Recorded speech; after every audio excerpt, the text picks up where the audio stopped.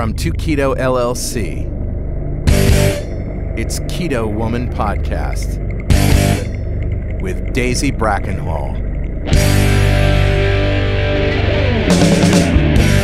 Hello Keto lovelies, I'm Daisy Brackenhall and I've spent most of my life struggling with my weight and confidence and have always had a difficult relationship with food.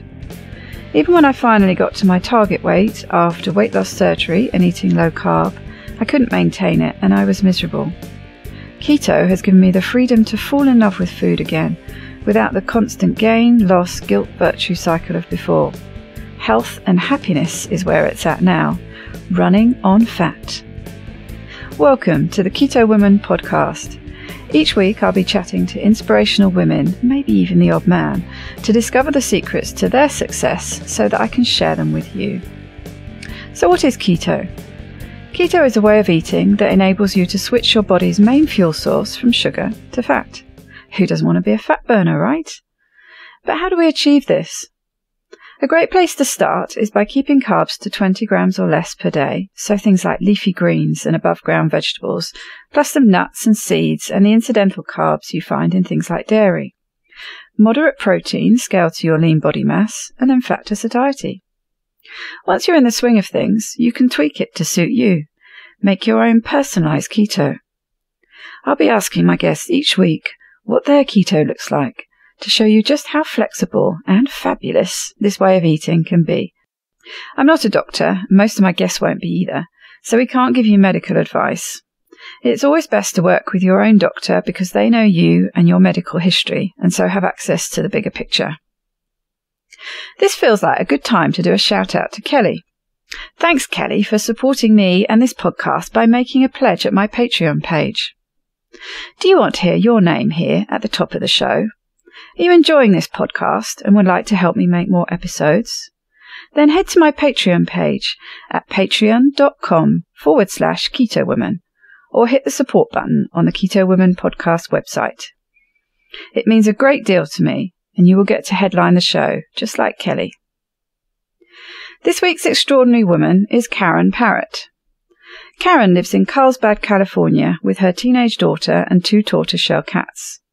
She's a clinical laboratory scientist, and when she's not commuting and cooking her own food, she likes to practice her photography and also enjoys coastal walking and beachcombing. She was obese or yo-yo dieting from the age of 6 to 46. In 2012, Karen combined an abstaining plan with a paleo food template, progressing to low carb and finally to keto with time-restricted eating. It was that final combination where she was able to find a stable weight, normal blood glucose readings, and put her binge eating into remission. She was also able to apply her DNA results to take advantage of health insurance discounts and reduce joint pain. She has now maintained a normal weight for almost 6 years. I had a real aha moment during my chat with Karen, and I'm going to put her ideas into practice really soon. So without further ado, let's hear that interview now.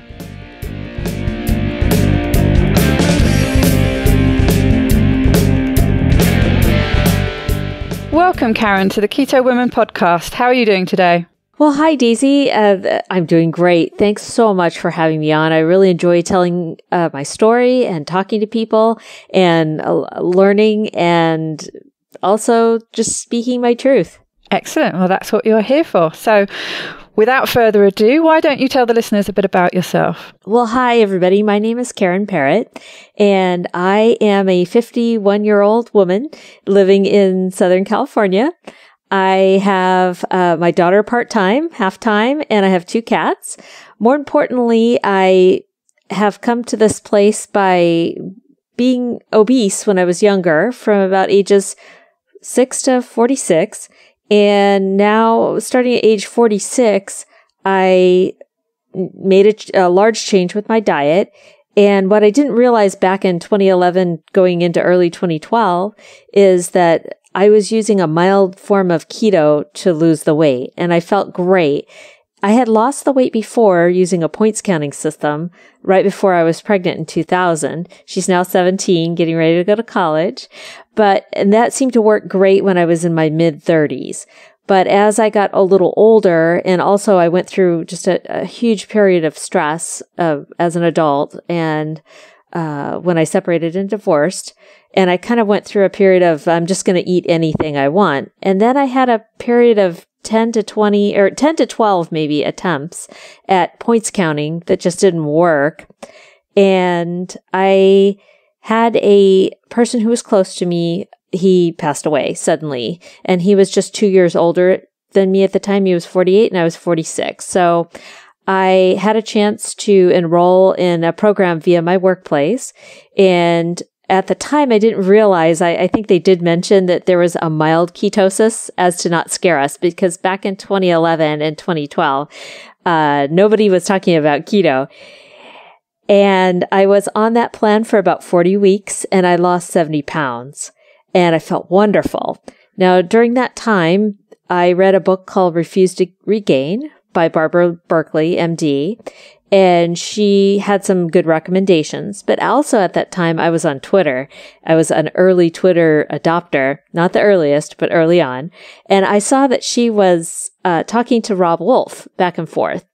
In 1997, I had Hashimoto's disease, thyroid disease before I gave birth. So I got balanced out on the thyroid hormones, which was a blessing because I felt much better. Now, I picked up Rob's book and read Dr. Berkeley's book and Rob's book at the same time.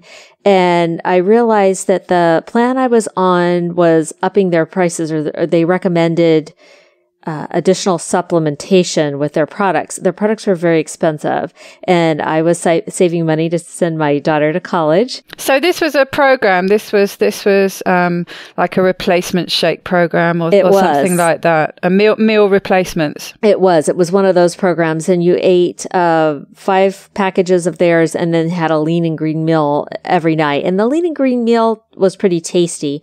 During that 40 weeks, I really realized that my binge urges were totally shut off. And I didn't realize it at the time, but the lower carb and the keto really had me feeling so much better.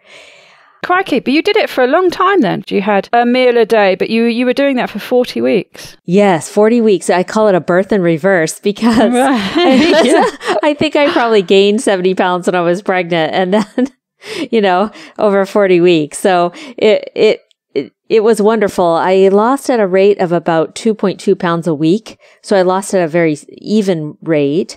During the points counting time, I could only lose at 0.8. Now, I'm not sure if that was due to my thyroid. I also had trouble with binge urges because I was moderating during the points counting era. And the package plan helped me understand abstaining a lot more. And that's the cornerstone kind of my weight maintenance keto program, is abstaining from things that give me binge urges. Mm. So you learned something from it, but there's no way that kind of plan could be sustainable, even though I suspect they probably would have a maintenance plan on offer, but I don't see how that kind of system can be sustainable long term. Yes, they kind of had a transition plan, which I did find very, very helpful in switching over off their package plan. And then I just from there, after reading Rob's book, I wanted to try the Paleo. Now, in that first year, I realized that Paleo included a lot of dried fruits and nuts and higher carb things. It wasn't necessarily a low carb plan, depending on how you ran it. Although because I had Hashimoto's disease, I figured out in that first year and a half that I couldn't have dairy by doing a couple of elimination periods with dairy. And my second elimination period included dairy and nuts. And when I went to bring nuts back in, I just couldn't stop binge eating. Recently, I've tried to add nuts back in. Just even tiny, tiny amounts of macadamia nuts, maybe 1/8 of an ounce weighed out on a scale. And it just caused me to have 2 or 3 weeks of binge urges. So that's interesting. It's not any kind of allergic reaction. You could eat them and be completely fine health-wise, but from a mental point of view, right, it just throws you completely off. Throws me off. And with dairy, it's more of a mucus production problem. That's such an interesting idea, actually, because I've seen many people, and I've done it myself, done an elimination diet to work out if things affect you. And I know that actually dairy does affect me, but not too badly, especially if I can stick to zero carb. So, it doesn't have any lactose in it. And there's a remarkable selection actually. And I found that I can quite easily push it up to sort of less than 1% and it's fine. But it's the kind of low level response. I'm a bit mucousy as well, that to be honest, I put up with because I love cheese so much. But I do try and keep it down a bit. But what I was going to say was that it's really interesting that you're talking about doing an elimination diet for cravings and binge eating urges, and that's such a cracking idea. And I'd really like to do that, because fascinating. And you can't tell when you're eating a whole mix of things exactly which are the trigger foods, can you? No, that's right. And oftentimes there's nuts in things. There's dairy sprinkled in. Now, the dairy doesn't cause cravings, although I miss it greatly. I almost miss dairy more than I miss cereals and grains and things. So, but that's okay. And it is true when you have a mixture. Also, one of the things I learned over the last 5 or 6 years is you have to check product labels closely. I was podcasting with a quit binge eating podcaster, and I was saying I was having some binge urges that day. And he was like, well, is it mouthfeel? What is it? And I said, well, it's this canned coconut product from Trader Joe's. And what they had done is in that product, they had added guar gum and xanthan gum. And it turns out I am highly sensitive to that for binge urges. And guar and xanthan gum are emulsifiers. Now, with soy lecithin, I have that in 85% chocolate. I have no problem, which is wonderful. It's nice and rich. I can have a little bit of it and I do great. But if I have a teeny bit of guar and xanthan gum, I can really kick up those cravings. And like you said, it's in a mixture. It's very hard to tell. So when you boil your food plan down to real foods, like you would in keto, just simple ingredients, then it becomes, I think, a lot easier. Also, just after that interview, just 6 months after that interview, I had 23andMe testing, and I did see that I have all the FTO genes, which are considered food addiction genes, and I have many homozygous genes, so 2 copies, but I have 1 copy of an extra ghrelin gene. So I have to think that it's a biochemical thing along with some of the habitual things in my brain that is causing it. It's not a lack of willpower, let's say. But yet, making clear-cut decisions, maybe that there is some willpower or some choices. So that's where abstaining comes in very near and dear to my heart. And it really makes a big difference. This is the longest I've ever been at a normal weight. And this last year is the longest I've ever been at plus or minus 5 pounds. Wow, fantastic. I think that's fascinating. And I think where cravings and any kind of on the sort of binge eating disorder spectrum comes in, it probably is for most people a combination of a genetic factor and that more willpower type mentality. Because like you were saying, there's no way that it would all be to do with willpower when it's a tiny little ingredient that's in something that you wouldn't be expecting it to be in that suddenly induces cravings. So that's just this pure physical response. It's got nothing to do with your mood or your approach to that food. It's something that's triggered completely unexpectedly. So it's a really good idea to be testing with an elimination diet on these 2 fronts. That's such a fantastic idea, and I'll definitely be doing it. Did you take the 23andMe to the next level? I know Richard Morris has talked about sending it off to Prometheus, is it? One of the companies. Did you do that second level testing? I did that. I was involved with a paleo group, Paleo Geeks, and they said, yeah, do this. And it's only $5. So I did. And I learned things I didn't want to know that I wasn't expecting. But I learned I had 2 genes I had many double homozygous genes for childhood obesity in the FTO area. And, I got the Prometheus report and I started counting. And when I started counting over 12, I think I cried. I think I sat down and cried because I could see exactly why I was overweight as a child. I have a sibling who also did 23andMe, and we can compare our genes, and he does not have those genes. He does not carry those, and he's not had a problem with weight either. And so I understood too, I could look back in either family line, and I could see mostly older people in my family. There was one person here or there on both sides of the family, and I just happened to get that gene combo. And then also when I was little, about age 4 to 6, my family ate out a lot. Even though we were hiking and very active, I think eating probably more processed food probably helped those genes to express.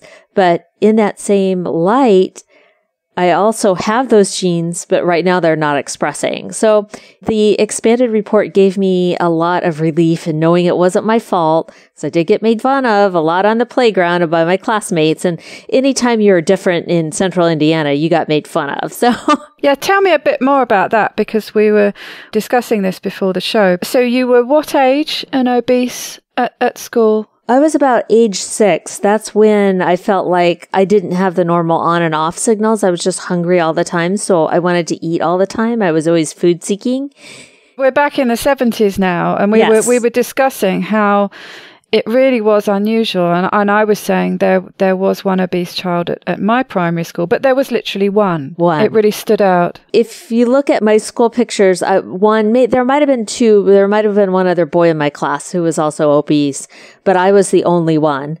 And it was very frustrating. As I got closer to puberty, I did lean out. I also took up things like jogging, and I did some unhealthy things like only eating graham crackers and grapes during the time when Luke and Laura got married. Interesting combination. Yuck. Yeah. In the late 70s or early 80s, the soap opera General Hospital was on, and Luke and Laura were getting married, and I was eating grapes and graham crackers and running in the 80 and 90 degree heat in central Indiana. So when you're young, you could get away with a lot, and just the calorie reduction probably helped me out, and the carbs probably fueled me on my running. But also during that time, we had a lot of blizzards, the blizzard of 78, and to spend time in the mornings on school delay or when we had the mornings off, we would take turns making these homemade breakfasts at home. And that's when one of the times I realized that eating real food helped me slim down, and that helped me get thinner for my high school years. I was pretty much close to a normal weight, but it was hard for me because I was always wanting to eat or binge eat. You've had these cravings right from, way back, as long as you can remember. Sure. And I remember one Christmas handing off to my sibling my whole stocking full of candy and saying, well, if I eat one piece, I'm going to eat all the candy all today. And he's like, are you sure? Are you sure you want to give me this whole stocking full of candy? And I was like, yeah, just take it, because I'm in my room on the cold winter floors doing Richard Simmons exercises, because he was the only book. And there was a picture of an overweight person in the book, and I was just terrified. And I knew that if I didn't do exercises on the hardwood floors of my room during the winter in Indiana, I was going to be. And the funny thing is I did end up being that obese, and I did look like that person. But that's okay. I mean, it is what it was, but I was somewhat aware of it. I was going to say, so you were aware at quite an early age that these kind of foods were causing you a problem. When you talk about handing over that stocking full of sweets, how old were you then? In your teens, presumably? Yes, I was in my teens. I was probably about 13. That's really quite a profound awareness to have. Yes. At that age. And we spoke about willpower and potentially thinking you have the lack of it, but that, to me, for a 13-year-old, it shows incredible willpower to give her stocking full of sweets to her brother. I mean, yeah, and to kind of know. And then when I sold candy bars for a fundraiser, I knew that if I had one at the start, I wouldn't steal the money or anything. I would pay the money in out of my own allowance. But it's like it's gonna be a mess. I'm gonna gain weight. I like my normal size jeans. I love those. And so I ended up having one caramel bar at the very end, and it worked out great. I had it. It was summertime. I just went out for a lot of jogging. I ran 6 miles instead of 4 that day or whatever. And it turned out just great. And I made a lot of money. But I suppose also once the supply had gone, the problem would have been if you'd have had that bar at the start, you'd have been, and I would do the same. You'd be digging into the supply and then, oh goodness, right, I've got to pay for that now. And then I've got to get a load more because I've got to sell some more. And then, then you're going to have to face that struggle every day of eating and having to pay for your own supply. Exactly. Leaving it right to the end where you've done all the selling and just have one left. I mean, that's actually a very sensible approach, isn't it? Yes. And so it finally dawned on me when I was doing that package plan for the 40 weeks is that, hey, I'm not eating any of the stuff. I'm not having binge urges. I'm not having cravings most of the time. I did have some during Christmas. And so that was more of a behavioral sort of soothing thing. And I have no idea why. It might have just been the stress of the holiday or what have you. But I realized that those certain foods did cause me to want to overeat. And then in the book Refuse to Regain, the author, Dr. Berkeley, recommended not going back ever, being tough, not moderate. She didn't say abstain, because she said pick a food that is enjoyable, that you won't overeat on, and have a little bit every day. For me, that was 85% chocolate and not much else. So I've kind of stuck with that. I think in the past, when I was doing the points counting, it was based on moderation, and I felt like I needed group support, so I did go back to Weight Watchers as a lifetimer. It was free during the getting off the package plan and going on to low carb paleo, but other people in the group would speak up about moderation, about frosted chocolate cake. And on the first time around, when my daughter was young, I had a leader who talked about abstaining. Someone would ask her, how many points is the pizza at Costco? And she'd say, can you stop eating the pizza at Costco? And the person would say, no. And that could have been me too. Pizza was the gluten in the crust was a binge trigger. And she goes, well, it doesn't matter how many points it is. You can't eat that. If you want to lose weight and maintain weight, you can't eat the pizza. So don't ask me how many points that is. That's the kind of leader I needed. Well, the points counting is all around moderation. That leader who advocated moderation, and that's what the company sold at the time, is moderate eating. I was going to say, I think they still do, don't they? Yeah. It's one of the catchphrases is that there's nothing you can't have. It's just a case of how many points it's got or how many sins with a different company or however it works. Is that as long as you stick to the numbers, it's okay, which is effectively calorie counting, isn't it? I mean, it is. It's calories in, calories out. You can do it at home, the same thing. But that was kind of going away from that mentality. The leader you were talking about before, who was talking about abstaining, and I mean, what a sensible approach to combine with that program, because it is a popular program and a lot of people, do well on it. But to actually pick out that thing that is going to make a lot of people not do well, to say, is that something that you can stop eating after you've got to your, I don't know exactly how it works, but however, your 3 points or whatever it is for that slice of pizza, will you be able to easily stop? If you can, then that's the number of points it's got, and that's going to work for you. If you can't, then it might as well have 1,000 points. You can't.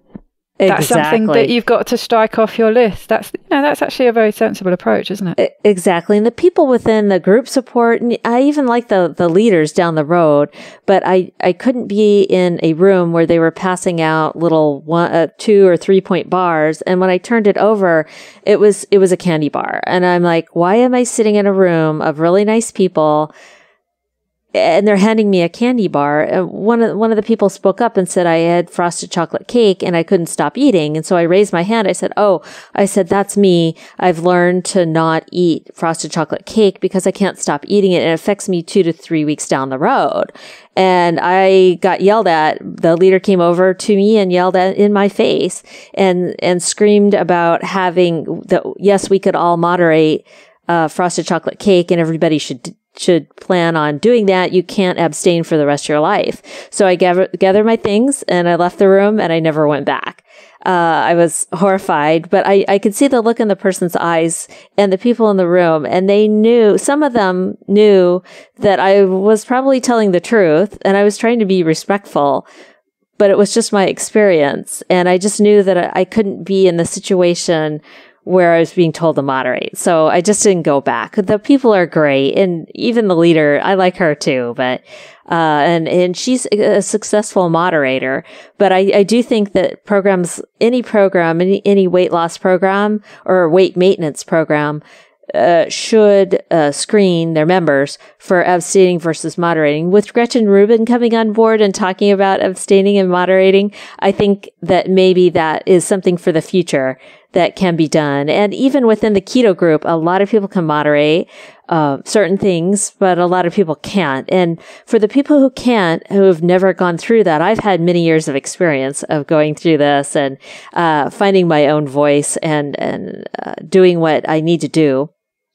But a lot of people are new to that. And I think that might be a good place to discussion to have. Are you an abstainer or moderator? And then freely sort ourselves into different subgroups within the group. No, I think that's absolutely right. And that would be a very beneficial thing to any kind of weight loss system that you were approaching, to find out which you were. Because, in theory, any plan can work. There are so many different plans to help you lose weight, help you regain your health if you've got problems.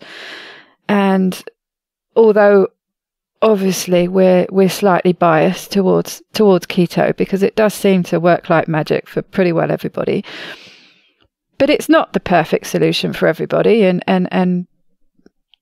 other people have their own perfect solutions. But to approach it from that abstainer, moderator perspective, I think is going to give you a much better chance of success, whichever plan you choose to follow. Indeed, I agree. It's great advice.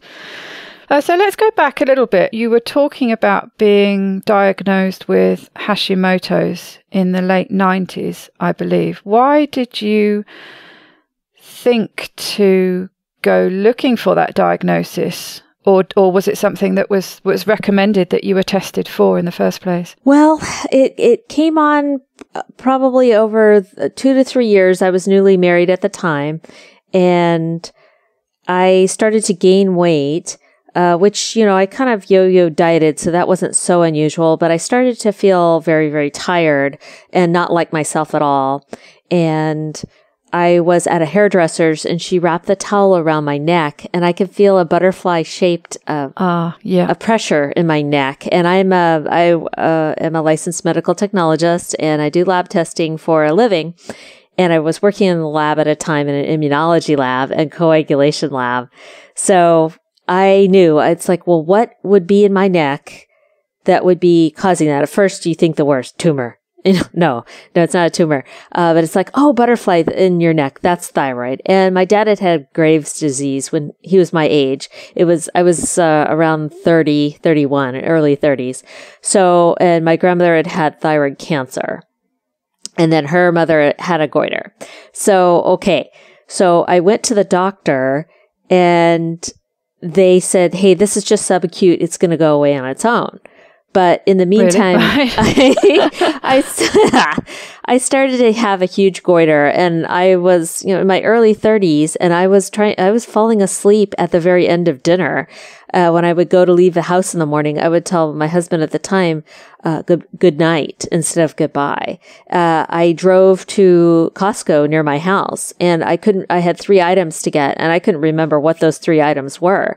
When I got in the store, I remembered 2 of them and checked out and got to the car, back into the car, and going from the checkout to the parking lot, I didn't even know if I could remember where I parked. And I was in my early 30s. Something was just wrong. I was falling down all the time. My hair was brittle.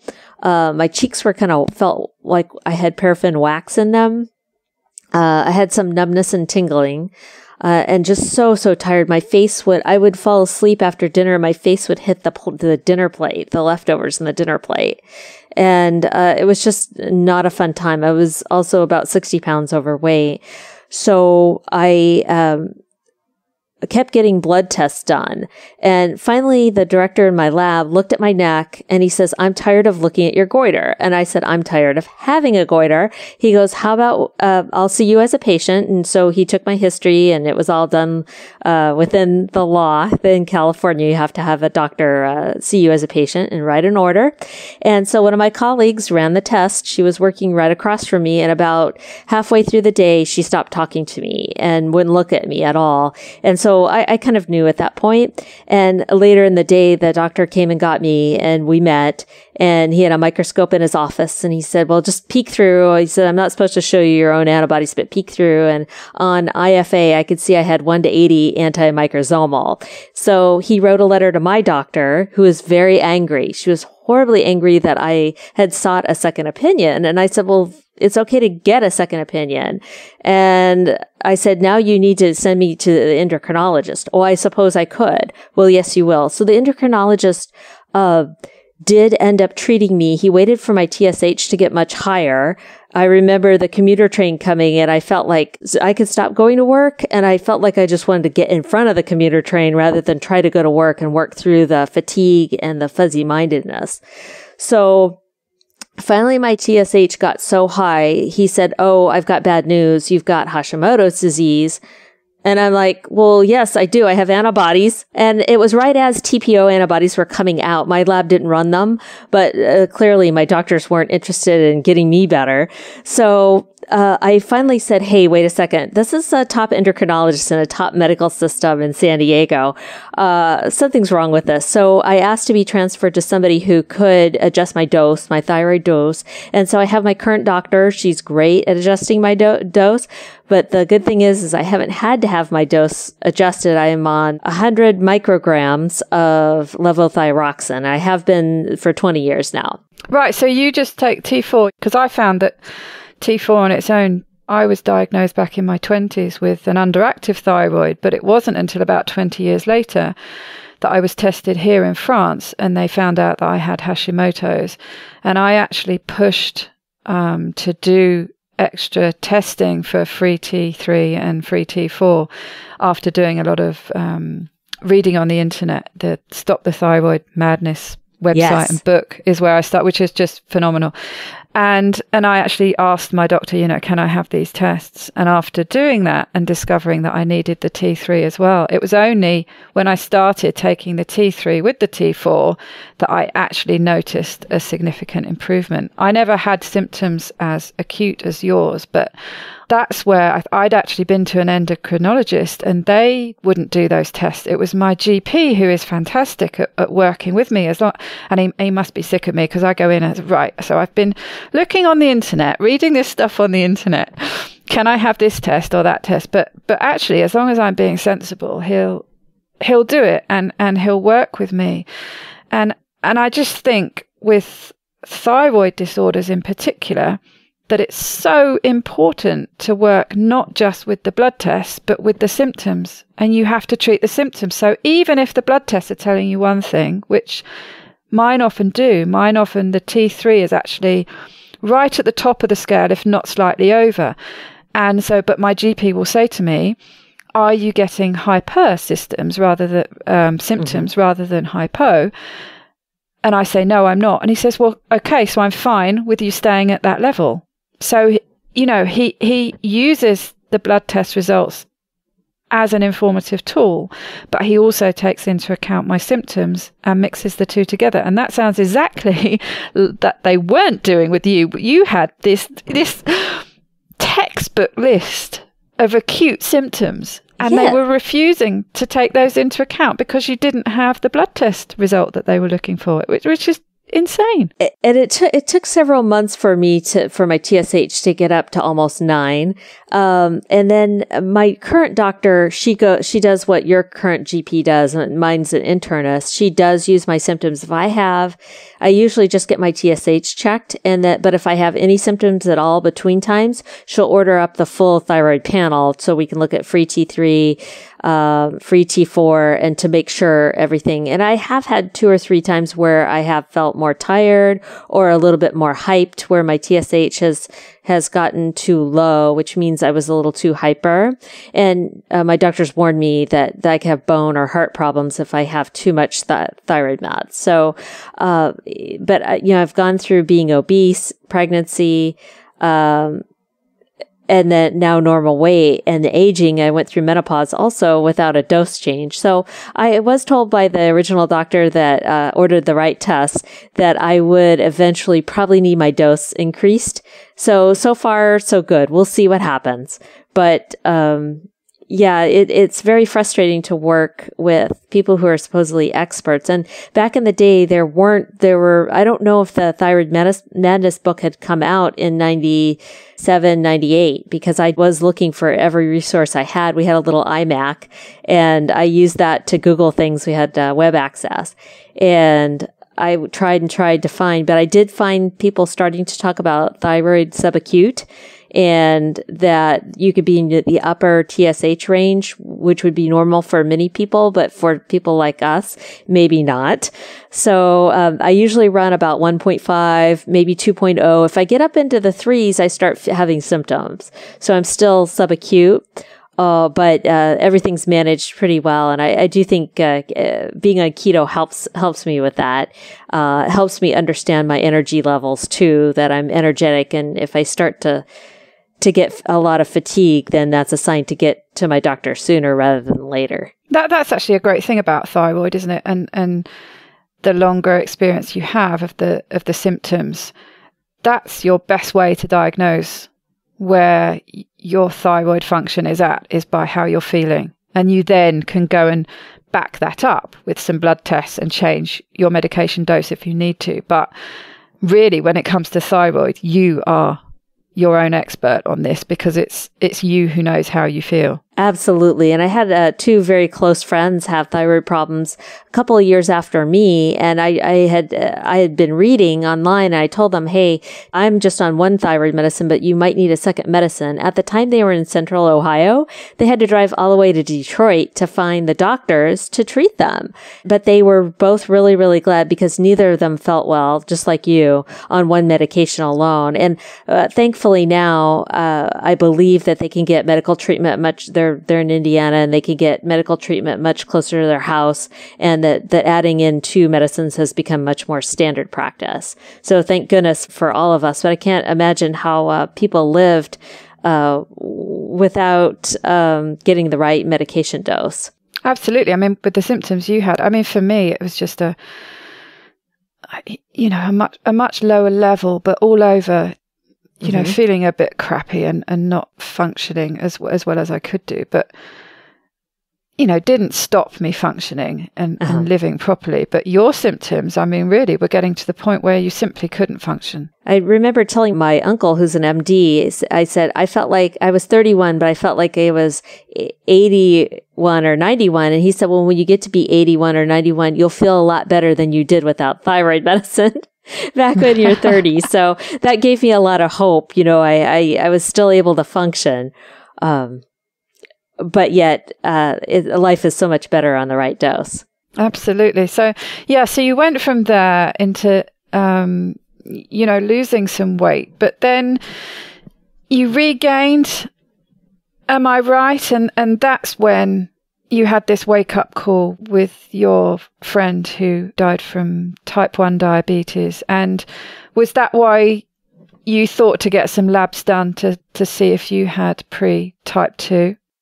Yes. And my company offers a wellness package with lab work, and we don't have to, but we get a super deep discount. I think it's up to $40 or $60 a month now, or actually it's a paycheck. It's huge amount of money, all the time. And, each month we get discount back if we have the lab work done. And this person I knew died from complications of type 1. It was kind of, it was a really tough thing. It was very sudden. But I knew I was having some shortness of breath. I could see on my lab work that my glucose was almost 100. My hemoglobin A1C was 5.7. And in the US, and my weight, I peeked in the screen of my doctor's office and saw that I was coded in as type 2 obesity, which is in that next BMI level. My BMI was just right at 35, I think, because I'm very short.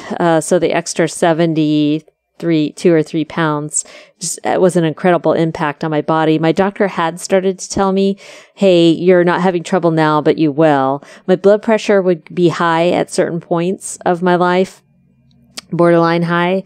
And so I would have been diagnosed which lots of doctors like to remind me that pre-diabetes is diabetes. That, that you've got it and you're going to have to deal with it. This whole, pre-label, it just means, well, you're there now. You started. Yeah. You're in that zone. Exactly. There's no sort of pre about it. There's no sort of relatively safe pre-zone. You're there. You need to do something about it. Exactly. So I knew that I needed something low glycemic. And luckily, I was on the package plan for just about 10 to 12 days. And then I went to see my doctor. So when they did that blood work, I had been on it maybe 2 to 3 weeks. And I was able to not have that on my medical record. So that was good. But yet when I got off of the packaged plan and started eating, say, like a lot of dates for paleo, I could see that my abdominal fat, the visceral fat, was starting to come back again. And then once I got my 23andMe results and saw that along with on the FTO gene is also all the type 2 diabetes genes. And so I knew how close I was to it, or I probably had type 2, pre-type 2 or type 2. But I knew that if I didn't do something that was very tough, not moderate, around my glucose and my eating, that I would be back at it and developing. And I was obese so long, I can't say that. I can't know in the future I won't need to be on metformin, but knock on wood, right now, my hemoglobin A1C is 4.8. Also, when I was overweight, right at the time my friend died of type 1 complications, it was very hot, and I had a somewhat physical job, and I still have that job, where I have to take clients around from building to building, but one of my buildings is down a quarter of a mile of the hill, and it's sometimes 100 degrees in the summer or over 100 degrees. And I knew walking clients around, I was just going to keel over.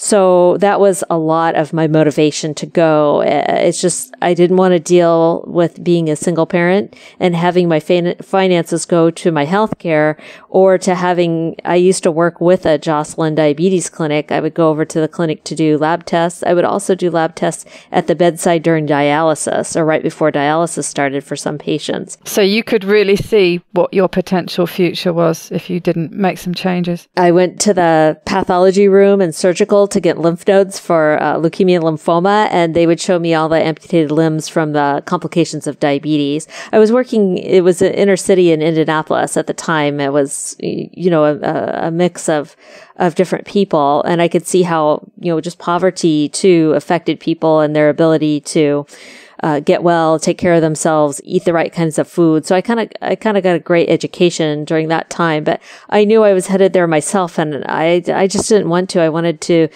see my daughter live, and I wanted to save for college too. So I wanted to save my money. So you found that you were having to adjust paleo, that paleo was obviously working for you and you were happy with it. It was good to lose the gluten, especially from a Hashimoto's point of view, but that it potentially wasn't low carb enough. So presumably that's when you started transitioning to keto. I believe you went to a conference, Low Carb USA. Was that sort of when it changed in your mind? I've got to make this jump from paleo to keto. Yes, it was kind of a progression, and I had gone to Paleo FX in 2015. And back in 2013, I had met Jimmy Moore in person. He was in San Diego at an obesity conference. And I had talked to him a little bit. So I followed his podcasts. And at the 2015 Paleo FX, there was a big showdown. There was a big talk about being low carb, not even keto at the time, low carb versus higher carb paleo or more fruit based or starchy tubers based paleo. Big showdown. Really? Oh man, it was just bit of a gunfight, was it? Oh, totally. The whole hall, the big hall was just packed with everybody listening to it. But it dawned on me that I had enough information. I had my 23andMe result, and I knew what eating dried fruits did to me and how sick I was going to get. So I'm like, well, this doesn't. I mean, people really need to apply this individually. So it kind of at the end of the whole thing, it made me want to go just back to the cooking demos. I probably would have learned more there. But that's great because it really started cementing things in your mind that some things were working for you, some things weren't, that you needed to start making that switch. And to have the sort of two systems there in front of you arguing things out is actually really useful and informative, isn't it? Because you can hear the different arguments for the different foods, the different carb limits, and start to see what works and what doesn't work for you. So actually that must have been quite a key moment. It was. It really was. And the person who was arguing for the higher carb, she's really well known. And I was with one of my roommates. I had roommates at the time that I didn't know, but we all just came together for the conference. And it was a wonderful, wonderful time. And we were all different age groups. This is the first time I was the oldest person in the group. But we talked to one of the higher carb advocate who's well known and well respected. And I love her too. And she said she didn't do as well on a lower carb plan, but the other person did do better for a while anyway on the lower carb plan. And it was good to hear her side of it. I could appreciate that we were all different and that I knew what was important for me and that was okay. And I still felt like I fit into that group just fine because I was going to need to be dairy free. And when we went out to eat with the group, I felt totally fine. Now, some of the people in my group at dinner weren't always good with me moderating because I don't know if you know, but when you go to paleo conferences, a lot of times they use that time to go eat ice cream with friends and things that maybe aren't paleo. So it's kind of a dichotomy. It's kind of a back and forth, but it is vacation time and it is a special time with friends. But people would say, "Oh, aren't you going to have the X, Y, and Z?" And I'm like, "Well, no, I can't." Or I don't feel good when I do that. I would get really sick. So there was a little bit of that going on. But by the time I reached Low Carb USA in 2016 in San Diego, which is wonderful, I live in San Diego County, so I can just take the train down and go to the conference. Low carb, of course, it was the focus on low carb, and I felt like that was my place to be. Now, in 2016, I had regained about 8 to 10 pounds, and it was very frustrating. But also in that summer, I latched on to Dr. Panda at the Salk Institute in La Jolla. He has an app, My Circadian Clock, and it is a 14 weeks rather, of baselining the first 2 weeks and then doing 10 weeks with photographing everything with your phone and taking your eating window. I baselined at 12 hours. I was already fasting for 12 hours, but I took that down and narrowed it to about 16 to 17, maybe even 18 hours over 12 weeks. And at the end of that, I had lost about 8 pounds. And I really hadn't changed the amount I was eating or any type of food that I was eating. And some of the results, I know Rhonda Patrick of Found My Fitness talks to Dr. Panda a lot. Also Ruth Patterson, she's a doctor in San Diego, a PhD. And she has a YouTube video out talking about how they don't change people's food templates, but they do change the amount of time that they're eating. And that's a lot easier within, say, different cultures who may want to have corn or they might be rice-based and things like that. So they don't necessarily have to change, but they get into a mild ketosis and that helps them with whatever they have. For some people, they had less breast cancer reoccurrence and some of the numbers were better than tamoxifen. So for me, that's huge. It's like, here's something. And they were talking about how people were limited finances and they're getting great benefits. So that was really a convincing thing to me that it is a good thing. So I don't fast every single day, but I do a lot of 16-8 fasting where I'll start eating in the morning and putting my carbs, any carbs that I'm going to have, putting them up in the morning seems to really help. I had tried to carb backload, which I know works for a lot of people in the keto community. But for me, I can eat a few more carbs and still remain keto. I woke up this morning having not fasted. I had some kale last night at about 6 a.m. So at 11 hours down the road, I was still 1.1 on my keto meter, on my ketone meter. I don't test ketones that much, but I'm getting ready to go through another back-to-back 16-8 where I just eat from 6 a.m. and stop eating around noon to 1 o'clock, 17-7, however that works out. And I could get a little higher ketone levels, but I'm just looking to see how I feel. I also weighed in this morning at my highest weight for the year, but I can see on the scale that I have has body weight percentage on it. And I'm at one of the lower body weight percentages. And I started doing push-ups this year. So you've increased your muscle mass, maybe? I think so, because I tried on the dress I'm going to wear for my daughter's graduation, and I can feel a little bit of extra weight, a pound or two, but I'm about 4 or 5 pounds more than when I bought this dress over the summer, and it fits maybe even better than it did before. So that's finally an example. I know, it's kind of cliche. Oh, it's muscle weight, but I think in my case, it very well could be. Now, I do find that if I get over a certain weight on the scale, that I can start going up and up and up. So that's why I am going to get back to more fasting. And it does raise my ketone level. And I get a lot of housework done. When I'm in keto, I have a lot of energy. I'm clear-minded. I like the way I feel. I do have a little bit of joint pain from being obese for 40 years on and off. So I have some knee pain sometimes some elbow pain or joint pain. And I do find that my pain level is reduced, and I don't take anything for it.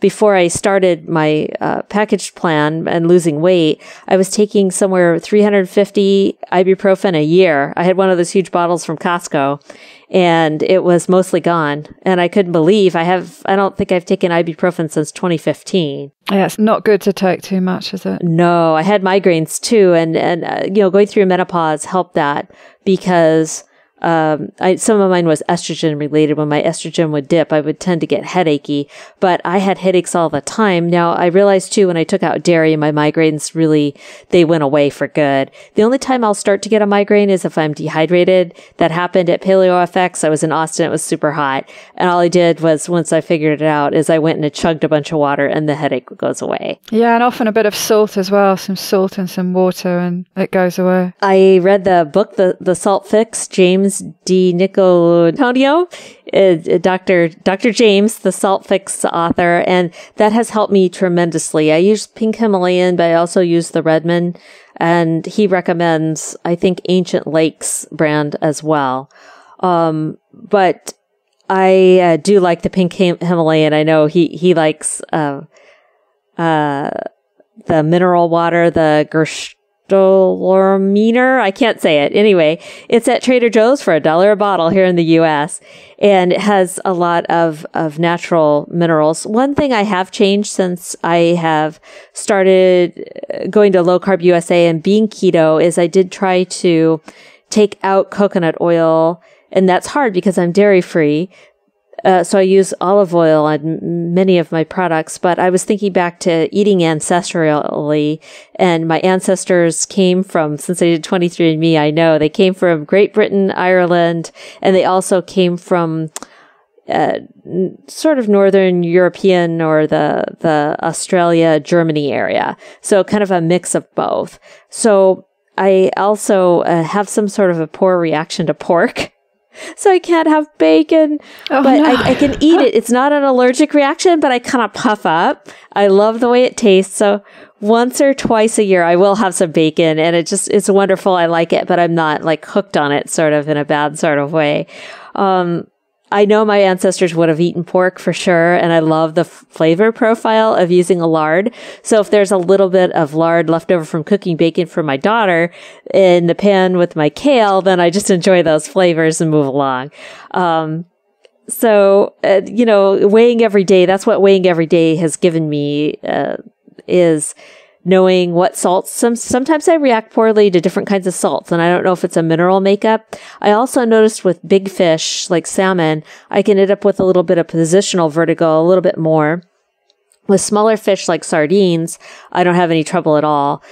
So I have kind of stuck to the smaller fish and not the big fish. And I learned to like salmon, and it's just a shame that I can't eat it. So I have kind of narrowed some of my choices, but yet at the same time, it does seem to work for me very, very well. My HSCRP was 6.8 when I was overweight and short of breath and feeling like I was going to keel over, and now it's 0.6. Can you explain what that is? That's it's not a specific inflammation marker, but it is a marker of inflammation.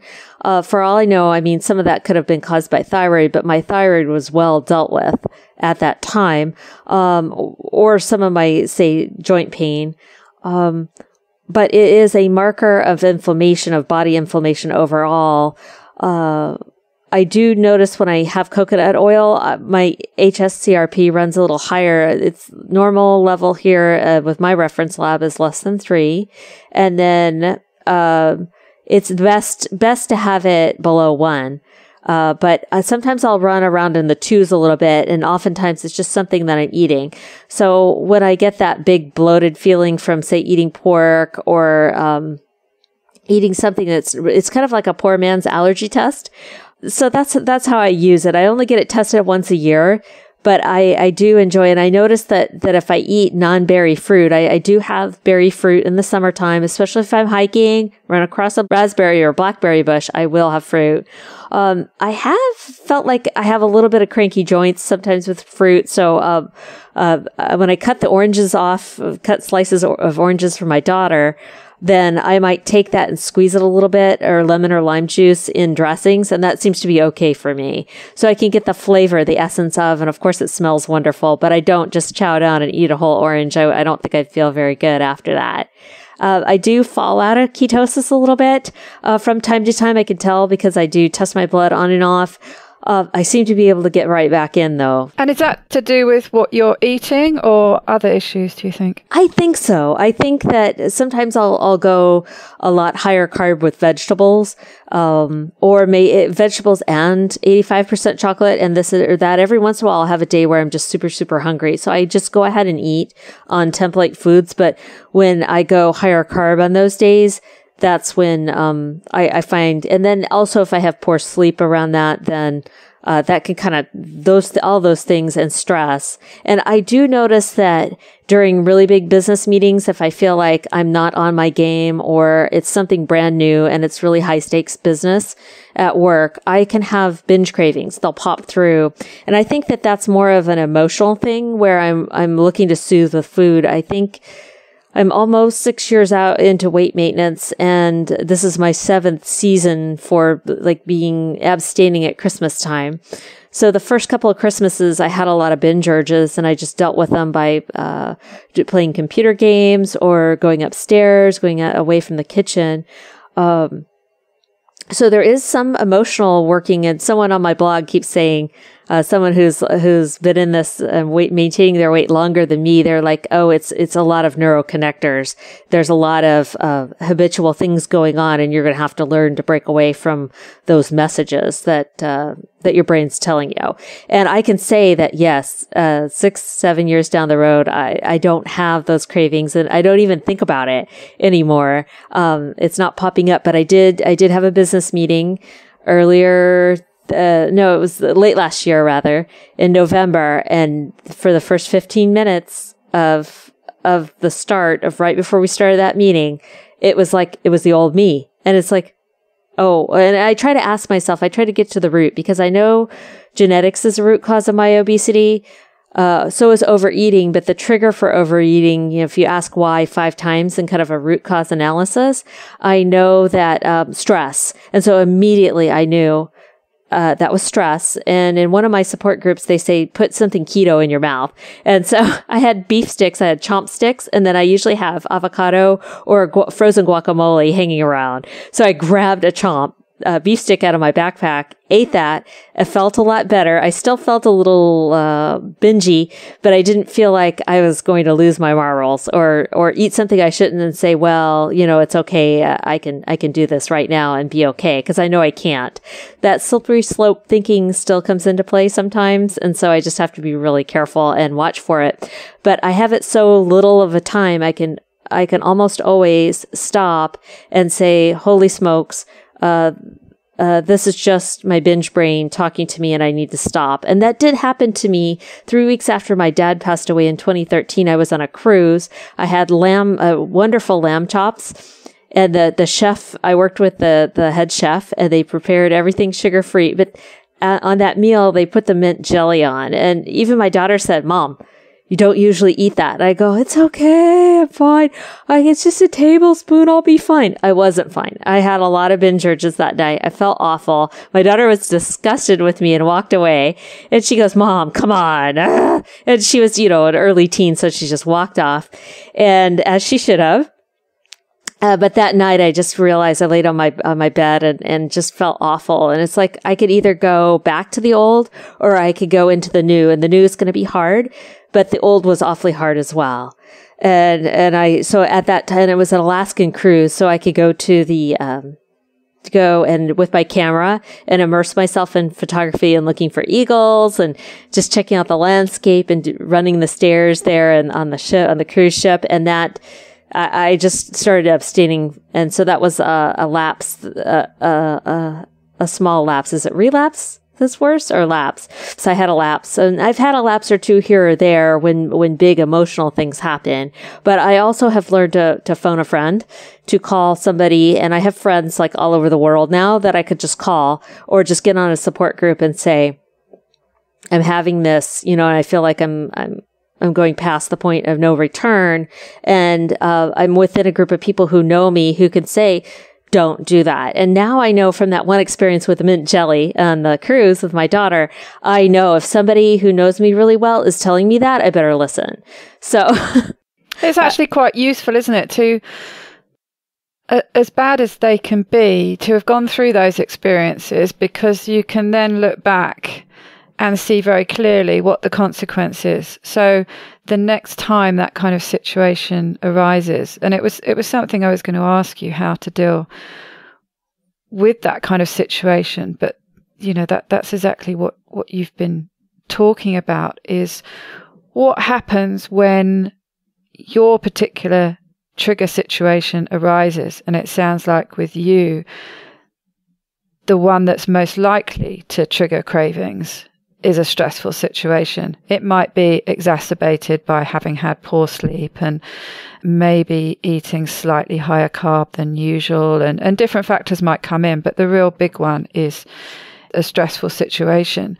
But it sounds like you have several different things that you do. It sounds like you think very deeply. You have that self-diagnosis moment, as you were talking about, to really try and figure out what's going on, what led to that situation. And often when you can see the why and how it came about more clearly, that in itself just makes it easier to deal with, doesn't it? And acknowledging that you've got those cravings, those feelings that are overwhelming you. And certainly it was a part of the therapy that I did to really listen to the parts of you that are speaking. So if you've got a part of you that's screaming out, I need to eat a certain food, I need to eat carby foods, is not to try and simply dismiss that part that's trying to talk to you, but actually to interact with it, which is what you're doing when you have the self-diagnosis, and then to try and work with it. And that's when you bring in your strategies that you found helpful. So your phone a friend, your distraction with another exercise that's usually quite handsy. So it's, your video games or you're taking photographs, something that's going to stimulate your mind, but is going to literally occupy your hands so they can't be stuffing food in your face, basically. So are there any other strategies that you bring into play? One of my triggers was, especially in the first couple of years, was being tired. So sometimes I told myself, I had an index card on the chocolate bin at my house, and I promised myself if I binge ate chocolate that I'd throw it all away. It's 85% is really expensive chocolate. So I'm like, I don't want to do that. But it said something like, the answer is not in here. And I think that card has fallen off, but it's somewhere around up in my cupboard. But for a long time, I think I would reaching up into the pantry, signified I was searching for an answer, but it was like a false fix.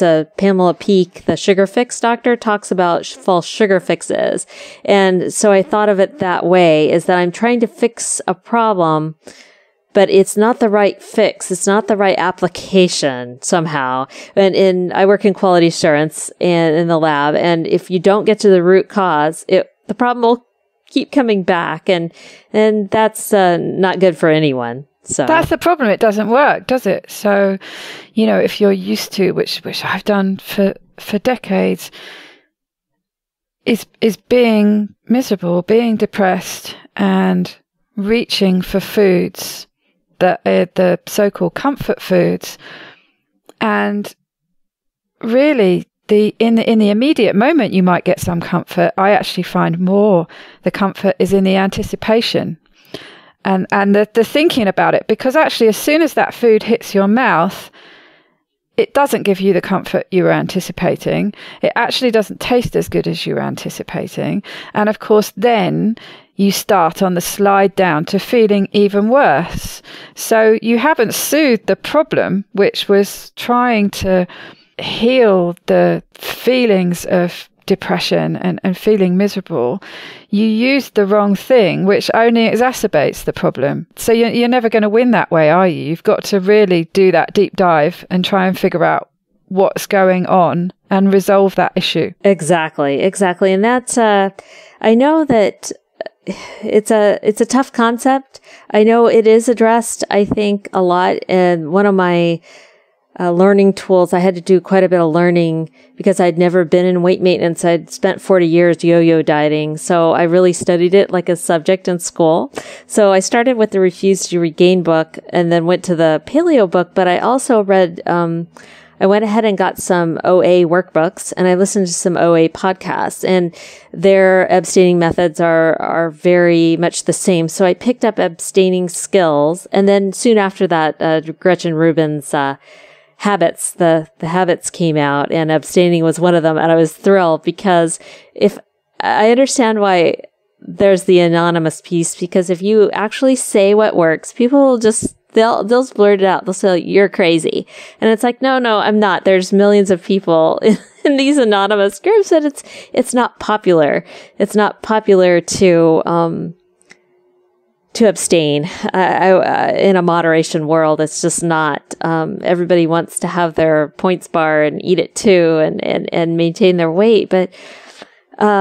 But yet it gives me so much life back. My mind is on my hobbies, on my daughter. I'm playing with my cats, my photography. It just really gave me my life back. And, I know that Vera Tarman, one of the books I read to help understand abstaining a little bit more, she is an addiction specialist, both substance and food, out of Toronto, Canada. And she had a book that came out called Food Junkies, and on it is a cover. I'm very photography is one of my hobbies, and it's a stack of donuts on the front. So when I have the book out, I have to cover it up with Post-it notes because I can't look at the food pictures. It can be a trigger in itself, literally just a picture, can't it? Yeah. So definitely. She talks a lot about abstaining, and maybe she's also the one that talks about false sugar fixes, and she is a food addict in recovery, and she talks about stealing food off patient trays. She talks about it in her book, so I'll talk about it here. But she does say that low carb can help the biochemistry, or I think in her book at the time, it was written in 2013 maybe, but she would be a great person to talk to. But she does talk that does turn off the cravings. And so millions of other people I know are in my boat, our boat. But for somebody who's a moderator, they don't always have that empathy. So, it's nice to have a mix or to have a place to go where other people understand why you do what you do. No, absolutely.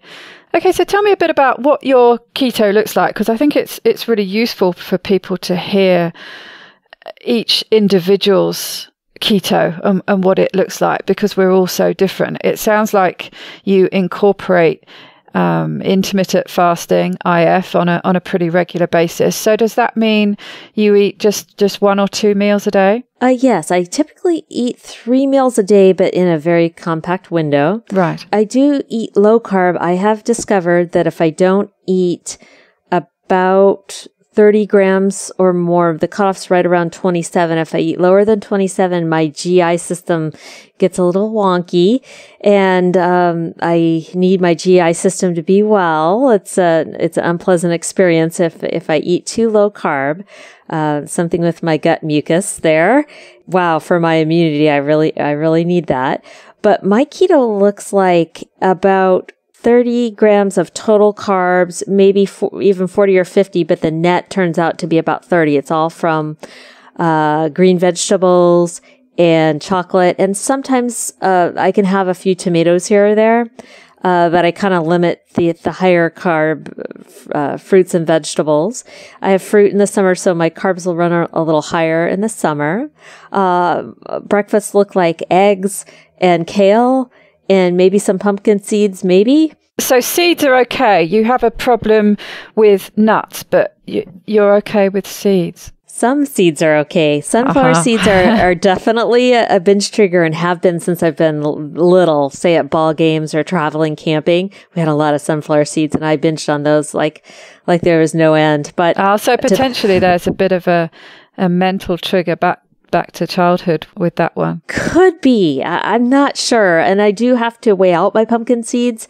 I love pumpkin seeds. They're delicious, aren't they? They're really they great are so good. Salads and all sorts of. I like to toast them and their flavour. Yeah, incredible. I do like I've been sprinkling mine into kale a little bit and sauteing them with some salt and just a tiny bit of, use olive oil over really, really low heat. And it's just delicious. I love that. And then on salads as well. I will have anywhere from 3 to 4 or 5 ounces of meat, depending on how hungry I am. And that can vary. It's usually beef, chicken, or sardines, for my meat.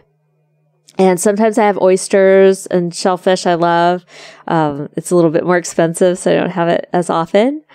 I have guacamole a lot. I have a lot of avocado here in Southern California. We are so fortunate to have such cheap avocados. People bring them in off their trees, and it's just a wonderful addition. I do a lot of cruciferous vegetables. I know some people with thyroid can't, but I cook my cruciferous vegetables, and that seems to do just fine for me. So I have a lot of sauteed kale. I have, and I drink a lot of water. So far so good. Knock on laptop here.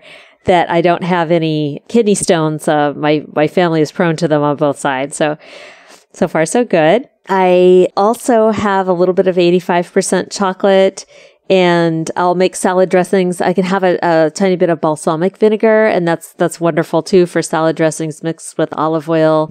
And then I also make my own bone broth, and I also buy it boxed in Costco. It just depends on my time and whether or not I have a good chicken around, but I will sip on broth occasionally. So sometimes I make soups or stews, and I use my Instant Pot quite a bit to cook meat, cook it tender. I like to batch cook. I put it up in the freezer. It's a cheap way to get a meal, and I always bring my own food to work. I never eat at work except if I forget my lunch.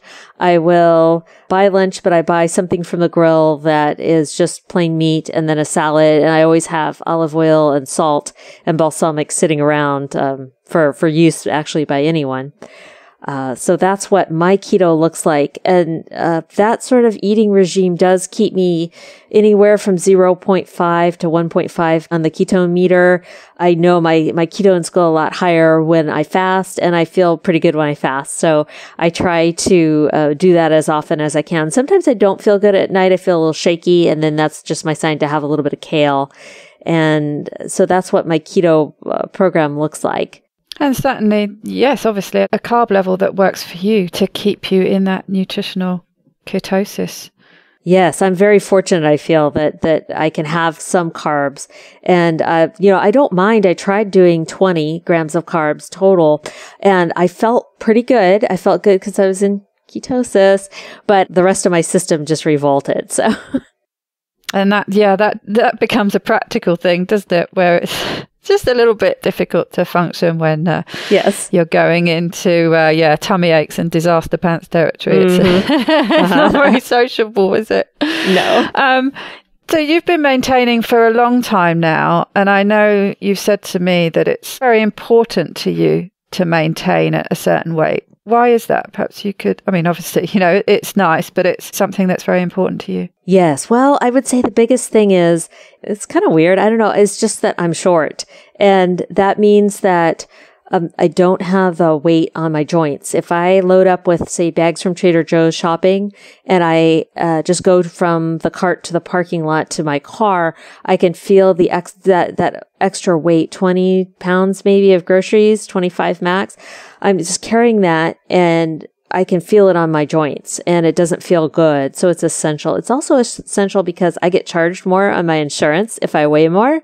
And my doctor, she seems like she might be able to write a note for me, but I don't feel like myself. And and it sounds all woo woo, and I'm a scientist, so I don't do a ton of woo, but when I dream at night, I'm not the same person. I feel like I'm a different person during the day being overweight than I am. And when I'm normal weight, I feel like I'm the same as I am, as my soul is inside. I don't know how else to say it. And it sounds woo woo, but it's so true for me. And it probably has physical and emotional aspects to it. So for all those things, especially the joint pain, though, I think pain is a big motivator, and having the physical pain on my joints, it's essential that I just do everything that I can to maintain my weight at a normal BMI. Yeah. And it sounds like you've also got a slight tolerance zone within that anyway. You mentioned that you were 4 or 5 pounds heavier, but that you figure actually that's probably mostly down to a change in body composition. So you're not going to freak out because your weight, your ideal maintenance weight, has changed slightly if it doesn't mean that your body composition has changed. You're happy to adapt that number on the scales accordingly. It's not a fixation with a certain number. It's the whole bigger picture. That's right. That's totally right. And I've been doing this long enough now that I tell myself, hey, this is data. I'm going to plot it. I don't always like the number that I see, but I record it anyway. And even though if I know, like, I had a little lard in the pan with the kale and then my weight's going to be up maybe a pound, maybe even 2 pounds overnight, but it's like, okay, this is just data. I'm going to record it and move on. And then what I do is I look at the 4 to 5 data points before to see how I'm trending. Sometimes I need to adjust my intake because I can still not get hungry and full signals. It's very frustrating because maybe 10% of the time I get normal signals, and I realize I don't need to eat as much as I'm eating, and that can impact my weight. So I have a Fitbit that I wear.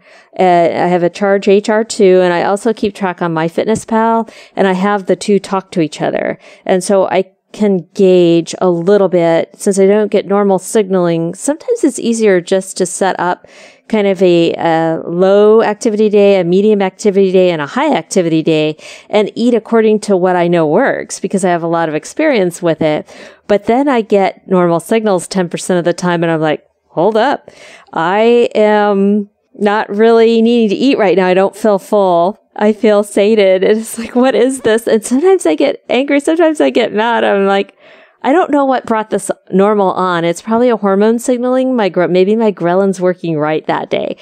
But I get kind of mad because it's like I have this whole system set up where I'm kind of flying by my instruments, so to speak, kind of like an instrument-rated pilot. But now I'm getting normal, and now what do? Well, I go with how I'm feeling. I say, okay, I'm not hungry. I won't eat right now. But sometimes I feel like, well, I have such a good thing going with not having normal hunger signals. That's what I want to live with because I'm familiar with it. Much like people who are colorblind, who are now getting colored glasses. Some of them aren't getting colored glasses because they don't want to know what they are seeing. They're used to the normal. I know what you mean. Yeah, it throws the normal, doesn't it? And really, if 90% of the time you're not having those signals, it makes perfect sense to work to a system that you know works based on your data. But why is it you think you're not getting those proper signals? Does that go back to the 23andMe testing you were talking about with the ghrelin markers and things like that? It could. It very well could. I don't know. I wish I did know. And I know they say weight loss is hormonal. They talk about that a lot at Low Carb USA, that it's a hormonal system. And I don't know about anyone else, but I get free lab work as a benefit to my healthcare, but I have never had an insulin run. My lab does run ghrelin within the lab system. I could have that test, but I don't want to force a ghrelin spike and see if it's abnormal. I can guess that that's what's going on. But if weight loss and weight maintenance truly is hormonal, we aren't getting near the right testing that we need. And I don't know if more testing would be good or if you have to do what I've done and what we've done. I know a lot of people are in our same boat where we've used different tools to get what we need to get. But I know when I got to weight maintenance, being overweight at age 6, that I have not gotten the right tools to maintain my weight. And I've been told to eat whole grains and to eat higher carb by my health insurance company, and I can't do that. So I don't have, when they chew you up and spit you out, you're on your own. So a lot of people lose weight, but maintaining it goes from anywhere from, people say 2%, but even I'll hear Dr. Berkeley say higher, more like 20% or 40%. And that's maintaining a certain percentage of total off, where regaining is common. But say you don't go back to your old highest weight, that's still considered weight maintenance. Yeah, and I think maintenance to many of us is just such a foreign way of being. A lot of us have spent our whole lives either gaining weight or losing weight, and actually getting to a point where you're at the weight you want to be and you've just got to maintain it is a really weird state of being. And actually I can see in some ways that having those signals switched off in a way could be advantageous, because you can say, right, it's exactly what you were saying, get your Fitbit to talk to this and that to talk to that. And right, I'm going to make this plan. And on a day when I have a higher activity level, I'm going to eat a bit more. And, you can have it all planned out. And if you haven't got any signals interfering with that, in a way it's advantageous, because you've switched those cravings off, which are the biggest thing that interrupts. And okay, if you have a day when suddenly that 10% switches back on again and says, oh no, I'm full, don't give me any more food, you can go with that, can't you? But exactly, in a way it seems a benefit, certainly, to have the other end of the scale switched off. Yes. I quite like that, I think. Yes. I think the most frustrating thing is I don't know when it's going to happen. So I go ahead and just track my food almost all the time. There are some days where I don't track the food, where it's just like, oh man, I'm at the end of the day. I'm feeling pretty good. I don't feel like I'm just going to go up and go to bed. I'm just going to skip tracking. I'll just be fine, because I have enough historic data to get by on what I know. I was going to say, you must have a regular routine now that you don't actually need to. You just like the data and you like tracking and like seeing what happens. It's like you were saying about weighing every day, and I do too. And a lot of people say throw away the scales, don't they, if you have weight problems. And I think it really depends how you react to that number on the scale. But I've just seen it fascinating with how much your weight changes for absolutely no reason. From day to day, you can have a gain or a loss of anywhere up to, a couple of pounds, a kilo or so. And you see how random it can be when there's no reason for that change. No reason. And that's actually quite reassuring to know that. And certainly for me, it's a test of my mindset. If I'm getting on the scales every day, you can bet that if I've gone off plan, I'm not getting on the scales every day. And it's only when I decide, right, this is it, I need to drill back down, that's when I get back on the scales and I accept what's going on. So it's a tricky balance, isn't it? And I can see why some people do avoid them like the plague, but they can also just be a useful guidance tool, as long as you don't freak out about the numbers. Exactly. As long as you just say, hey, this is data for informational use only. Absolutely. And it is interesting. I tend to write my weight on calendars. And it is interesting looking back on the years, especially when there was a big change in weight, just looking back to see that pattern. And especially, I'm not very good at tracking food, but especially if you've got any kind of food activity diary going on at the same time, to actually see those statistics working together. It's so informative, isn't it? Because it can tell you what you need to do next. It is. And I got into the Heads Up Health space. I don't know if you've heard about Heads Up Health. I have, yes. Yes. They put all the data together, don't they? And you can analyze it in different ways, presumably. I overlaid my weight with my calories in and things like that. And it was very helpful to see, hey, even though I had taken my food intake really low, I was still gaining weight. And I'm like, oh, hold on here. Something isn't quite right. And that's when I started fasting and getting the benefits. And it's like, well, I really haven't changed the amount of food, but I'm dropping weight like a rock.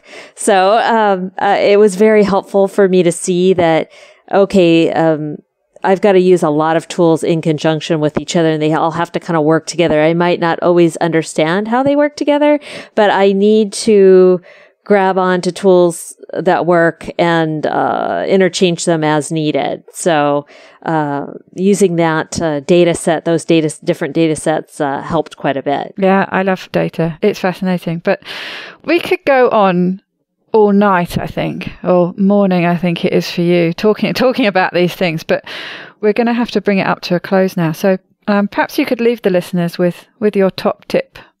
Oh, my top tip is to, if you haven't already, figure it out if you're a moderator or abstainer, and then go ahead and live that way, and don't make any apologies to anybody.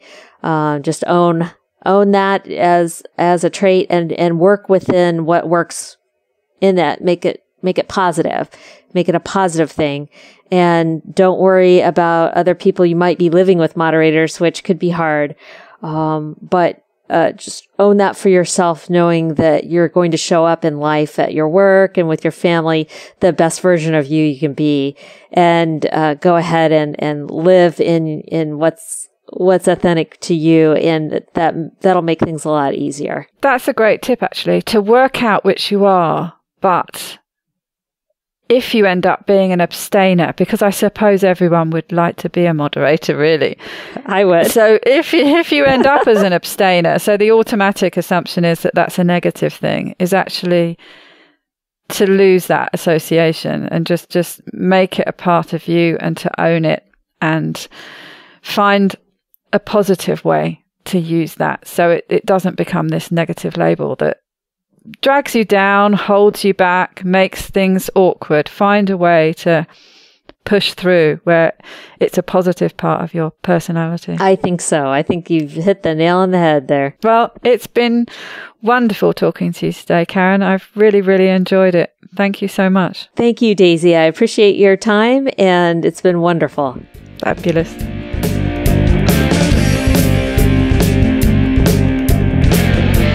To get the resources and links from the show, please go to ketowomanpodcast.com.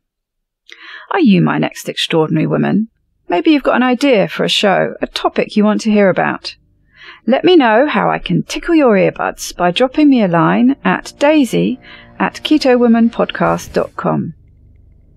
If you fancy joining me on this exciting adventure and help create new shows, please go to my Patreon page at patreon.com/ketowoman, or you can simply hit the support button on the Keto Woman website. It's thanks to the two keto dudes that I'm hosting this podcast, so please consider heading to their Patreon page at patreon.2keto.com and help them bring you more podcasts like this one. Please help other people hear about and find this podcast by reviewing the show on iTunes. Every star, preferably 5 of course, and review helps. This week's quote is from Gretchen Rubin. She seemed the perfect choice after Karen referenced her so much in the interview. I chose this little snippet of a quote because it is a tip that should quite frankly be adopted by everyone.